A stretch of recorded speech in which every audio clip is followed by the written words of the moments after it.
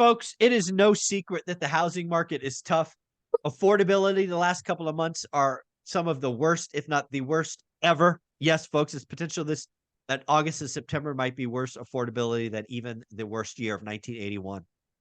But that said, it can also be a wonderful time for investors who Oh do the yeah. work, who make offers, who write disrespectful offers. It could be a great time.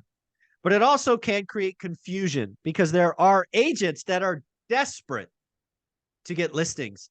And on occasion, they may overstep your bounds or their bounds. So, Omar, I think you have a recent example of this. Talk about it. Yeah, you know what? This is crazy. This rubs a certain thing. When we're talking about this, Michael, when we try to go and get what do you call, our deals, we lock up transactions, we help sellers, we provide solutions. You know, some agents don't sit there and listen to what's really going on with the seller, but someone like me will, and then I will reposition and I will help them. I will advance some money to them and then buy their property.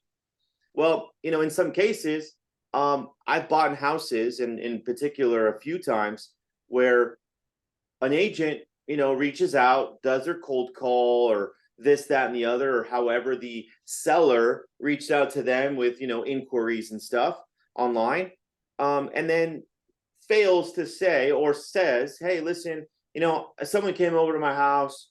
I signed a contract. We went into escrow. But I don't really want to sell it to them because the house is worth more. Mm. And you know what?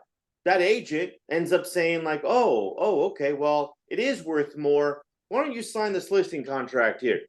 Yeah. Sign this listing contract. Bypasses a legal binding document that allows us to purchase a property. And this will happen in your career. If it doesn't, then you're not buying enough houses. Put it that way. And you're not trying to help more people. So in this instance, yes, this did happen. And we didn't get to see the property on the market right away because we kept on calling her, and she was dodging us. So you know how that goes, Michael, when Yep. the seller does not come back to you or doesn't call you, they kind of ghost you. Yep. Then what do? You're like, okay, well, then you start looking online and everything else. So then I go knock on the person's door. She opens up the door. I'm like, hey, what's happening? Sally, Yep. I haven't talked to you in a while. And she's like, oh yeah, I filled out all the paperwork and the escrow instructions. I'm like, oh, beautiful. But guess what? It Uh-oh. was escrow instructions and pay and seller documents for another escrow for that same house. Ooh. And I'm like, you mean you're closed? No, no, no. Yeah. Like, this is the escrow. I'm like, oh, okay, great. So you're using X escrow. And she said, no, it's a different one here. And she sent me the paperwork, or she gave me the paperwork. And I'm like, you do know that I am the buyer for this house? Yeah. And you just gave me a contract that it's not mine. Right. So now I'm in contract with you. So now I need to get a hold of the agent and stuff like Yep. that. So Yep. long story short, we ended up going to court for specific performance because she pulled a fast one. Yep. And it really not even her, but because it does fall back on the seller, but the agent should have known, hey, Yeah. you're contracted, check this out. Like, Right. this is what's up.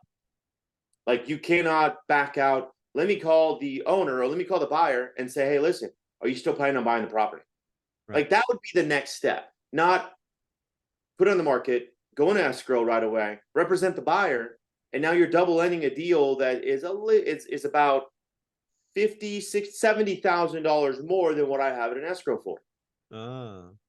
So it was a messy situation, Right. but obviously we prevailed because what they did was illegal, Yeah. and that was it. But the point is, if in this market things are going to change, things are going to you're going to be I'm not gonna say tempted, but you're going to be in more relationships with sellers that you're going to end up buying their property.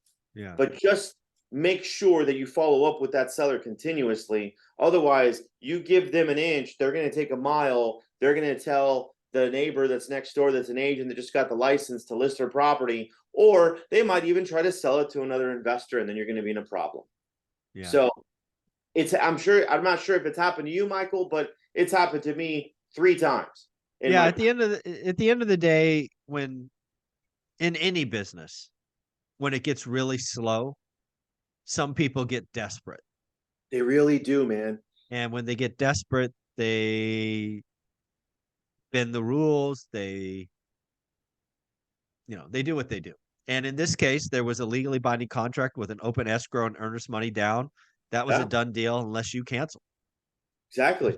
This person came in, took a listing, which what shouldn't have been allowed, and sold it a second time. Shouldn't have been allowed.